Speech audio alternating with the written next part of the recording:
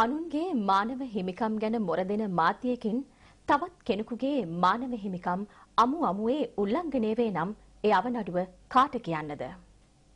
පුරවැසියෙකු බලෙන් පැහැරගෙන ගොස් අඩත්තේ ටම්කොට පවුලේ අයටත් තර්ජනය කරන මාධ්‍යයන් ලොව තිබේද? විද්‍යුත් නාලිකාවක බයිට් ක්‍රියාවකට රංගන ශිල්පියෙකු පැහැරගෙන ගොස් අඩත්තේ ටම්කොට මරණීය තර්ජනයක් කොට ඔවුන්ගේ බයිට් කලාව සංසිඳවා ගන්නට ඇතැම් මාධ්‍ය නිහීන වී ඇත. ජනතා මනසට සහනයක් දෙන රංගන ශිල්පියෙකු වන මිහිර සිරිතිලක මේ අමානුෂික මාධ්‍ය බයිට් කලාවට පසුගියදා හසුව තිබේ.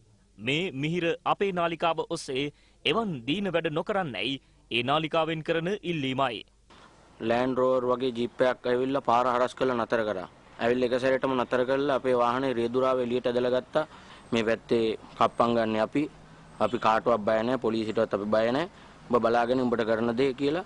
ආටිස්ලා වුණාම සල්ලි තියෙනව නැත්නම් අපේ වගේ රස්සාවක් කරපන් සල්ලි ගනී. මං කිව්වා මගේ ළඟ පර්ස් එකක්වත් නැහැ. මම මේ රෝගත කිරීමේ ඉඳලා ආපු ගමන් මේ ඕගොල්ලෝ මෙහෙම ගත්තේ කියලා.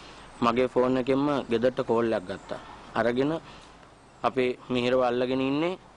දැන් මං කියන නම්බර් එකට රුපියල් 25000ක් account එකට දාපන් කියලා මං කිව්වා. යාට කරදර කරන්න එපා. එයාගේ ළඟ සල්ලි නැහැ කියලා. දන ගහපන් කිව්වා පාරේ. මං කිව්වා අපි සාමාන්‍ය ආටිස්ලා අපිට එහෙම කරන්න එපා. අපි කාටවත් වරද්දක් කරන්නේ නෑ දන ගහපිය පාරේ කිව්වා. පාරේ දන ගස්සලා කිව්වා වැඳගෙන ඉඳපන් කියලා. පුදුම විදියට අසරණ වුණා. මට කරගන්න දෙයක් නෑ. මා දන්න මිනිස්සු මගේ රසිකයෝ ඔක්කොම වටපිටාවේ බලාගෙන ඉද්දි මාව පාරේ දන ගස්සලා තිව්වා. ඊට පස්සේ එතනට කඩුවක් අරගෙන කෑ ගහගෙන ආව කෙනෙක් මං ඔහු අඳුරගත්තා. ඔහු පෞද්ගලික නාලිකාවක වැඩ කරන නිවේදකවරයෙක්. එයා ඇවිල්ලා කිව්වා අද මෙගාබයිට් වෙලා ඉන්නේ මිහිර සිරිතිලක කියලා. මම මේ රටේ ජනතාවත් එක්ක ගනුදෙනු කරේ රංගපෑමෙන් මිසක් වෙන කිසිම දෙයකින් නෙමෙයි. මාව පාරක දනගස්සලා වන්දලා තියාගන්න එකෙන් මගේ රසිකයන්ට ඒක නැරඹීමෙන් ඇති වෙන සතුට මොකද්ද කියන මම දන්නේ නැහැ. මේක තනිකරම බලහත්කාරයෙන් මාව වැඩසටහනකට සම්බන්ධ කර ගැනීමක්. මම ඒකට විරුද්ධයි. මාව මේ විදිහට වාහනයකින් පැහැරගෙන යනකොට මට හදිසි අසනීපයක් වෙලා මාව මිය ගියා නම් මේගොල්ලෝ මාව වෙනුවෙන් කරන දේ මොකද්ද? සොරි කියන එකද?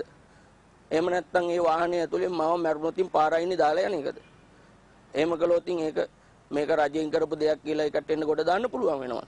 මගේ බිරින්දට මොන වගේ මානසිකත්වයක් ඇති වෙන්නේ නැද්ද? බැරි වෙලා හරි එයාට මොනා හරි වුණා නම් එහෙම මම මොකද්ද ගන්න ක්‍රියාමාර්ගය?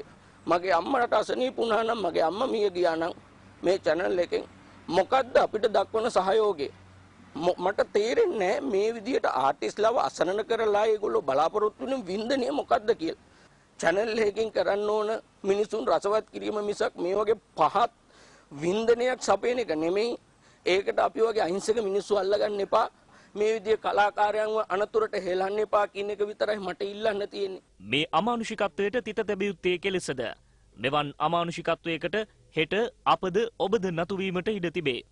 මෙවන් වූ මාධ්‍ය ත්‍රස්තවාදයක් රට තුල ඉස්මතු වූහොත් මේ රටට යන කල කුමක්ද? මිහිර සිරිතිලක ඇතැම් විට නීතිය හමුවට යනු ඇත. ඒ නීතිය හෝ පිළිසරණ පැතීමටය.